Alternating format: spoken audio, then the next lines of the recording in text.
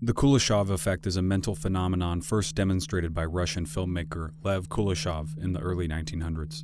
The effect explains the phenomenon by which a viewer is able to derive more meaning from sequential images than a single image alone. In his testing, Kuleshov showed subjects the same image of a man intercut with various other shots and found that audiences believed that the man's expression changed depending on the shot shown beforehand. If the face was intercut with an image of a coffin, audiences found his expression to be mournful. When intercut with an image of a bowl of soup, audiences found his expression to be one of hunger, etc. In other words, he found that audiences were able to derive more meaning from the sequential proximity of images and the cuts themselves rather than the visual information contained in a single image alone. Modern testing has confirmed Kuleshov's findings that the context in which a face is shown has a significant effect on how it's perceived. This knowledge was quickly utilized in the late 1920s during the rise of Soviet montage cinema and is used to this day. Naturally, the knowledge that information can be conveyed to an audience through the proximity of two images rather than the images themselves is extremely useful to a filmmaker and has a wide range of use cases. It's vitally important to many filmmakers that information be conveyed visually as often as possible, as expository dialogue can feel clumsy, pandering, and is hardly immersive.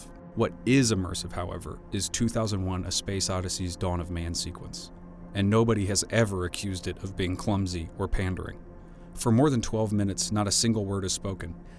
In fact, around half the film takes place either before the first line of dialogue or after the last line is spoken. Much of the information conveyed to the audience during the scene is strictly visual, setting the framework for one of the most groundbreaking and iconic scenes in the medium of film. In a scene that can only be described as surreal and existential, we see the monolith appear to a struggling and fearful group of apes. We are not yet given what we need to understand the monolith's purpose, but everything else we need is handed to us in 2 short seconds.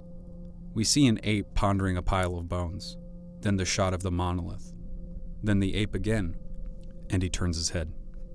In just 3 shots, a reasonable viewer can ascertain that the ape has had an epiphany and that the monolith is the catalyst for the epiphany. The implication is that the appearance of the monolith to the tribe of apes has acted as an evolutionary slingshot, and this ape in particular is about to discover the concept of tools. That took 32 words and about 10 seconds for me to explain. Kubrick's explanation took just 2 seconds and didn't require words at all.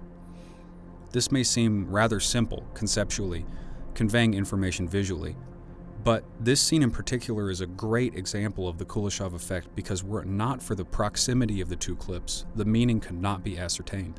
Kubrick continues to put on a Kuleshov clinic for the next 2.5 hours. Just a few minutes down the timeline, in one of my favorite shots ever, we see a bone hurtle through the air before silently and abruptly cutting to a space station drifting slowly in Earth's orbit. The implication of this cut is that the momentum that the tribe of apes gained from their evolutionary slingshot did not stop at tools, but led them to touch the stars.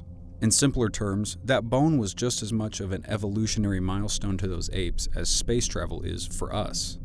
This is conceptually very abstract and difficult to describe as so much meaning can be ascertained at once, but very easy to understand when presented visually, especially with such a perfect match cut.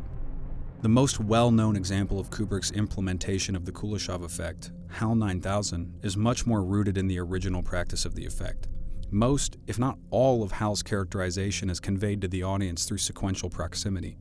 An introspective viewer with no awareness of the effect might find themselves wondering how HAL, a monotone, emotionless, unblinking eye, comes across as evil and plotting for much of his screen time.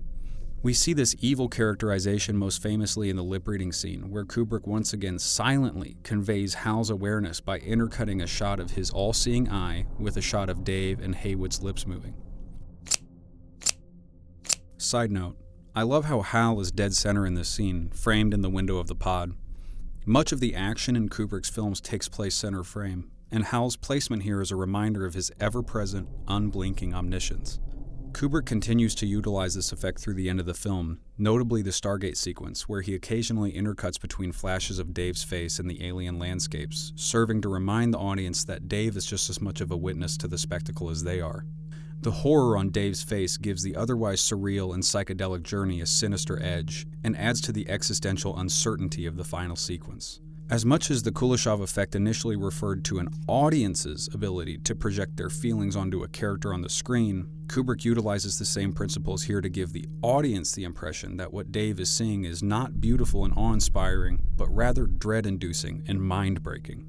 2001: A Space Odyssey is a veritable masterclass in how a savvy filmmaker can utilize simple concepts, in this case the Kuleshov effect, to convey abstract meaning through sequential proximity, and serves as a reminder to audiences and auteurs alike how effective the visual medium is at concisely conveying complex information.